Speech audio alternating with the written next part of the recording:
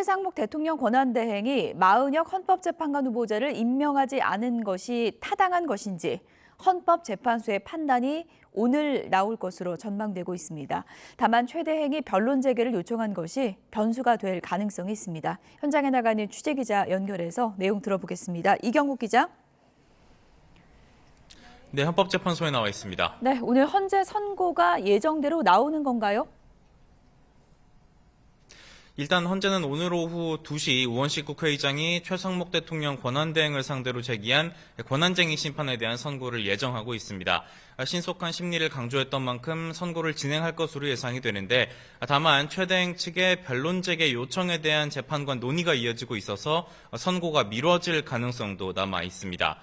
앞서 최상목 대통령 권한대행은 지난해 12월 정계선 그리고 조한창 헌법재판관을 임명했지만 마은혁 재판관 후보자에 대해서는 여야의 합의가 확인되지 않았다면서 임명을 보류한 바 있습니다.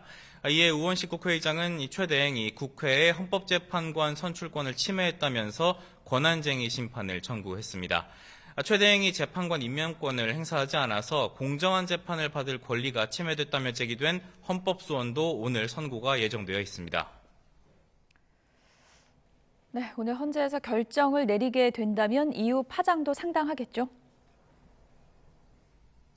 네, 맞습니다. 헌재 재판부 구성에 관한 사건들인 만큼 현재 진행 중인 윤석열 대통령 탄핵 심판에도 영향을 줄 것으로 보입니다. 먼저 헌재가 국회 측의 주장을 받아들이고 이에 따라서 최 대행이 마은혁 후보자 임명까지 진행을 한다면 헌재는 약 4개월 만에 구인 체제를 완성을 하게 됩니다. 구인 체제에서는 재판관 3명이 반대하더라도 윤 대통령의 탄핵이 인용됩니다. 반면 권한쟁의 심판이 기각 또는 각하가 돼서 현재의 8인 체제가 유지가 된다면 3명이 반대할 경우 정족수 6명을 갖추지 못해 탄핵은 기각됩니다.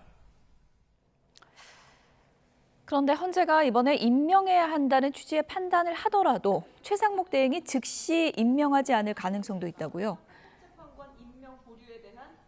맞습니다. 최 대행 측은 현재 결론이 나오면 먼저 취지를 검토를 하고 숙고 절차를 거쳐서 임명 여부 등을 결정하겠다는 입장입니다. 만약 최 대행이 결정에 따르지 않더라도 헌재가 이를 강제할 규정이나 제재할 법적 수단은 없는 상황입니다. 앞서 헌재는 권한쟁의 심판과 관련해서 이미 권한 침해 여부를 확인할 뿐이라는 입장을 밝혔고요. 헌법소원 사건에 대해서도 결정 취지에 따라 새로운 처분을 해야 한다고 규정은 돼 있지만 이를 강요할 수는 없다고 밝힌 바가 있습니다. 다만 헌재는 오늘 브리핑을 통해서 법적인 강제력이 없을 뿐 따르지 않아도 된다는 뜻은 아니라면서 결정 취지에 따르지 않는 건 곧 헌법과 법률을 따르지 않는 거라고 강조하기도 했습니다.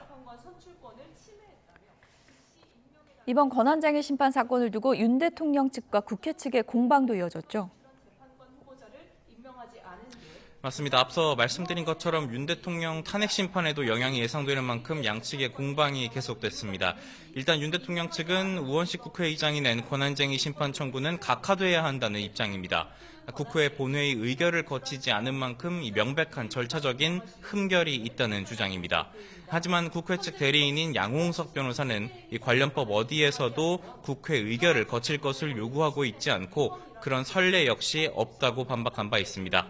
헌재가 오늘 예정대로 선고를 할지, 선고한다면 어떤 결론을 내릴지 주목되고 있습니다. 지금까지 헌법재판소에서 전해드렸습니다.